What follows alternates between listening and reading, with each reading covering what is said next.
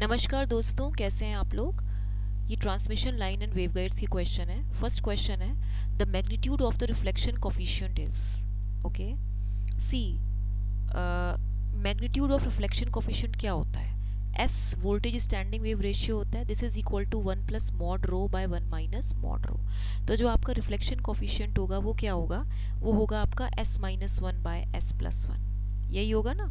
अब आप इसमें देखो, आपको ये मालूम ही है कि जो वोल्टेज स्टैंडिंग वेव रेशियो होता है, it is a ratio of the maximum voltage to minimum voltage, या मैं इसको बोलूँगी आई मैक्स बाय आई मिन हो जाता है, ठीक है, ये होता है। तो रिफ्लेक्शन कोफिशिएंट की वैल्यू एक और होती है ZL minus Z not by ZL plus Z not, यही होती है ना, इसका मैग्नीट्यूड होता है, ठीक है। तो जो आपका रिफ्लेक्शन कोफिशिएंट होता है, इसको ये और इससे रिप्रेजेंट करते हैं, तो इसकी जो वैल्यू होती है इट रेंजेस फ्रॉम 0 टू 1, और जो VSWR होता है इसकी वैल्यू रेंज करती है 1 टू इन्फिनिटी, ठीक है। तो आपका जो राइट आंसर इसमें से क्या होना चाहिए, सेकेंड ऑप्शन, ठीक है।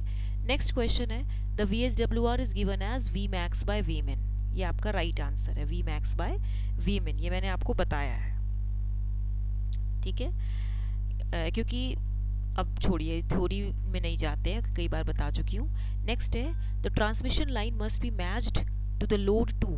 क्यों इसकी ट्रांसमिशन लाइन जो है, मान लो इसकी कोई लेंथ है, ठीक है, और इसका फेज डिफरेंस है, बीटा है, ठीक है, मान लीजिए इसकी हमें मैचिंग करानी, तो यहाँ पे कौन सा कैसे मैक्सिमम होगा, इट ट्रांसफर्स, मतलब लोड के साथ इसकी इस तरह से मैचिंग होनी चाहिए, so that it should be able to transfer the maximum power to the load, ठीक है। क्योंकि it is always desirable to have a perfectly matched load for maximum power transfer, हमेशा ZL equal to Z naught होता है for maximum power transfer के लिए, ठीक है। तो यहाँ पे जो ZL equal to Z naught है, तो आप देखो कि इसमें for a perfectly matched load आपका जो रिफ्लेक्शन कोफिशिएंट होगा वो 0 होना चाहिए। दिस इंडिकेट्स कि all the power is transferred to the load, सारी पावर लोड में ट्रांसफर हो गई है, and there is no reflected power, कोई भी रिफ्लेक्टेड पावर नहीं है, and that is the maximum power is transferred to the load, ठीक है। नेक्स्ट क्वेश्चन है, the desirable VSWR on a transmission line is, क्या होता है, 1 होता है, ठीक है, ये होता है इसकी डिजायरेबल वैल्यू, ठीक है। क्योंकि जब आपका S क्या है, 1 plus rho by 1 minus rho, तो reflection coefficient perfectly match line में 0 होता है, तो 1 plus 0 by 1 minus 0, so it is equal to 1 होता है। नेक्स्ट क्वेश्चन है, which of the following is used for impedance inversion in a transmission line. Impedance inversion के लिए कौन सी लाइन यूज होती है, क्वार्टर वेव लाइन। कैसे, क्वार्टर वेव लाइन क्या होता है, a quarter wave transformer is a component that can be inserted between the transmission line and the load. जैसे मान लीजिए कि ये आपकी एक ट्रांसमिशन लाइन है, ठीक है, और यहाँ पे आपका एक लोड है, ठीक है। अब हम क्या कर रहे हैं कि यहाँ के बीच में हमने एक वो लगा दिया, Z नॉट, ये Z नॉट है, यहाँ पे आप इनपुट इम्पिडेंस देख रहे हैं, ठीक है। तो यहाँ पे इतना याद रखिए कि ZL at the end of the transmission line, this must be match to the characteristic impedance, otherwise there will be reflections, otherwise क्या होंगे, रिफ्लेक्शंस होंगे, else the reflections will be there, okay. Maximum power won't be transfer, तो quarter wave transfer is a component that can be inserted between the transmission line and the load. ये transmission line है, ये load है, इसके बीच में quarter wave transformer line insert की जाती है। तो जो इनपुट इंपिडेंस होगा वो क्या होगा, Z input is equal to Z naught square by ZL। तो वी ऑब्जर्व कि ZL अगर आपका लो है, दैट इज 0 है, तो आपका Z इनपुट क्या होगा, हाई होगा,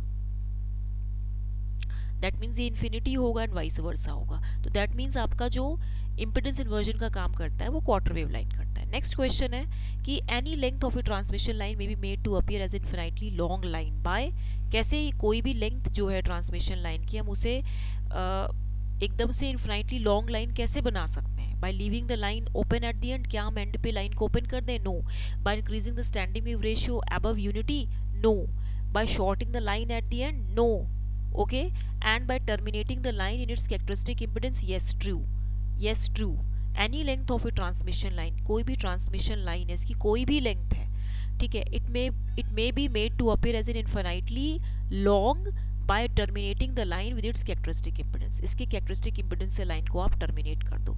नेक्स्ट क्वेश्चन है, यहाँ पे सॉरी क्वेश्चन है, द सर्कल्स, क्वेश्चन है कि द सर्कल्स बिलो इन ये क्या है, एक स्मिथ चार्ट है। Below in Smith chart represent, क्या रिप्रेजेंट कर रहे हैं, constant impedance circles, no. Constant reactance circles, no. Constant VSWR circles को रिप्रेजेंट करते हैं। क्योंकि क्या होता है कि for a Smith chart a circle drawn with centre, a circle drawn with the center at the origin of the Smith chart have a constant magnitude of the reflection coefficient। यहाँ से लेके यहाँ तक की वैल्यू कुछ constant reflection coefficient की होती है, ठीक है। तो for a constant reflection coefficient the circles are constant VSWR circles। next question है, the magnitudes of open circuit and short circuit input impedance of your transmission line are 100 ohms and 25 ohms। the characteristic impedance of the line is, see open circuit and short circuit, open circuit impedance है 100 ओम, short circuit impedance है 25 ohms. तो आपको पता है कि आपको ये formula मालूम होगा कि Z input is equal to Z0 square by ZL होता है। अगर मैं बोलूँ Z0 is equal to under root Z input ZL है। अगर ये मान लीजिए ZOC है और ये ZSC है तो इसकी वैल्यू क्या है, 100 इंटू 25। तो इसका आंसर 10 इंटू 5 दैट मीन्स 50 ओम हो जाएगा, ठीक है। नेक्स्ट क्वेश्चन है, ये तो आपका 50 ओम हो गया, ठीक है। नेक्स्ट क्वेश्चन है, the input impedance of a lossless transmission line is periodic with period lambda by 2।